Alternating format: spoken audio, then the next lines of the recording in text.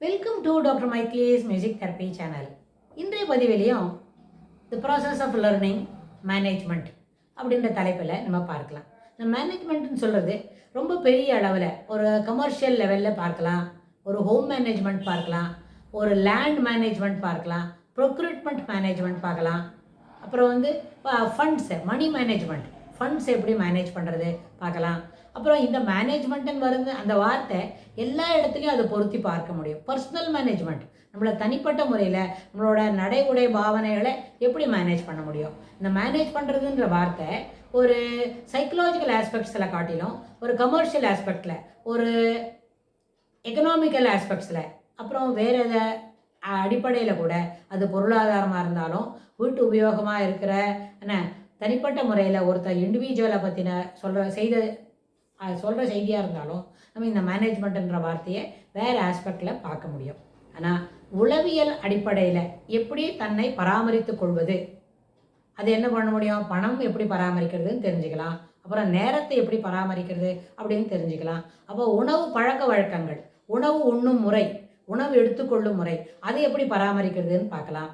இது எல்லாத்துக்கு மேலே நம்மளோட மனம் எப்படி அதை என்ன ஒழுங்குபடுத்துறது, சீரான எண்ண ஓட்டங்களை பராமரிப்பது எப்படி, managing the time, thinking and reasoning, time management, thinking and reasoning, அந்த தாட் ப்ராசஸை எப்படி மேனேஜ் பண்ணுறது அப்படின்னு பார்க்கலாம். இந்த மேனேஜ் பண்ணுறதுன்ற வார்த்தையை உளவியல் அடிப்படையில் எடுத்துக்கிறதா இருந்தாலும் சரி, பொருளாதாரத்தை அடிப்படையில் எடுத்துக்கிறதா இருந்தாலும் பெரிய அளவில் நம்மளுக்கு செய்திகள் அங்கே வந்துக்கிட்டே இருக்கும், நிறைய அளவில் பார்க்க முடியும். அதனால் முதல் அளவில் தனி மனிதனுடைய பராமரிப்பு அப்படியெல்லாம் பார்க்கலாம். தனி மனிதனோட பராமரிப்புன்னு வரும்போது ஒரு 4-5 ஒரு பாய்ன்னு வச்சுட்டா முதல்ல அது சின்ன குழந்தை டாட்லர், அப்புறம் சைல்டு, அதுக்கப்புறம் கிண்டர் கார்டன் தாண்டினோடனே ஸ்கூல் போக உடனே ஏர்லி சைல்ட்ஹுட், அப்புறம் லேட் சைல்ட்ஹுட், அப்புறம் பிபர்ட்டி பீரியட் அட்டன் பண்ணுற அதை ரெண்டு என்ன பண்ணோம் கிராஸ் ஆகும், ஓவர்லேப் ஆகும். அதுக்கப்புறம் early adolescence, middle adolescence, late adolescence, early adulthood, late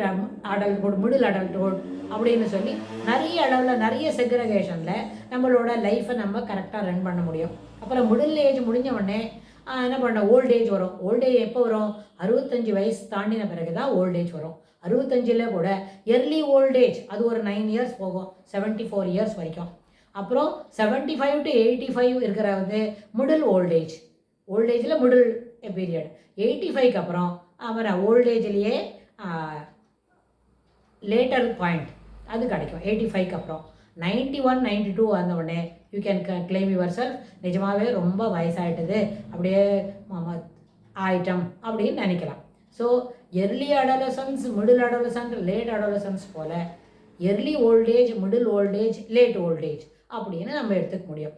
அந்த நேரத்துக்கு வரும்போது சிலப்போ நம்மளோட என்ன பண்ண முடியும், திங்கிங் அண்ட் ரீசனிங்லாம் இருக்காது, சரியாக இருக்காது.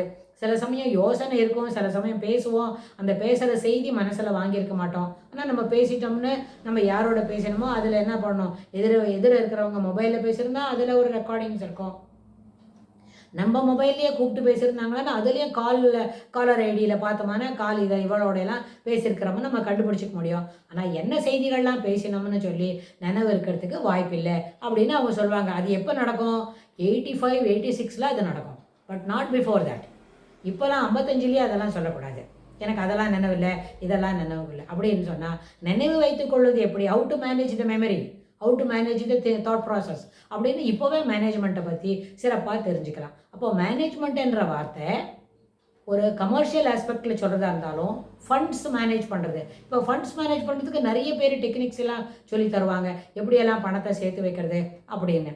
ஆனால் நம்ம டைம் நேரத்தை எப்படி பராமரிக்கிறது, காலம் பொன் போன்றது, கடமை கண் போன்றது அப்படின்னு நம்ம பேசுகிறோம் இல்லையா.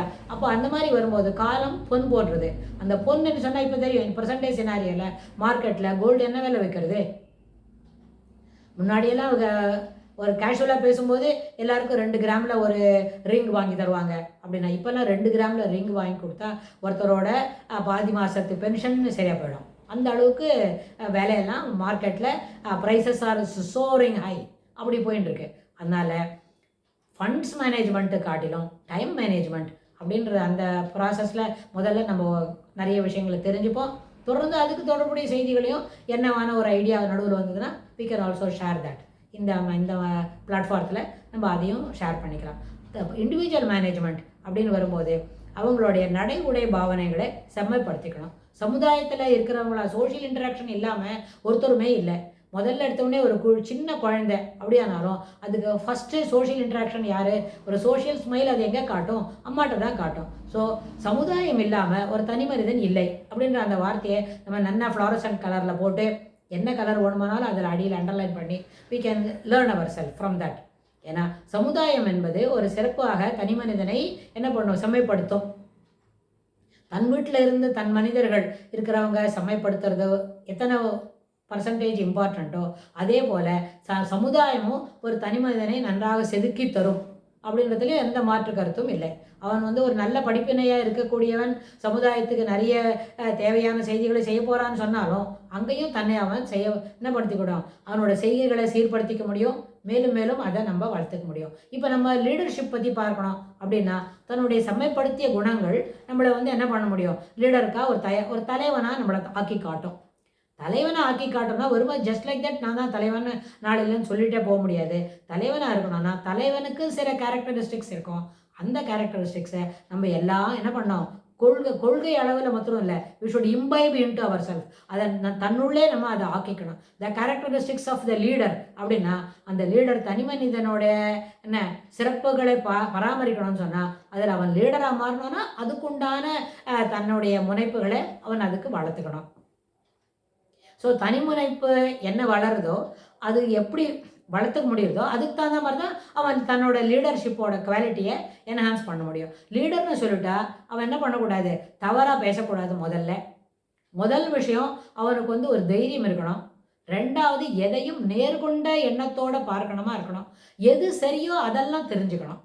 தனி மனிதனோட பராமரிப்பில் ஃபஸ்ட்டு அவனோட லீடர் ஆகிறதுக்கு முன்னாடியே கூட எதெல்லாம் சரியோ அதை தெரிஞ்சுக்கணும். எதெல்லாம் சௌரியமோ அதை தெரிஞ்சுக்கூடாது.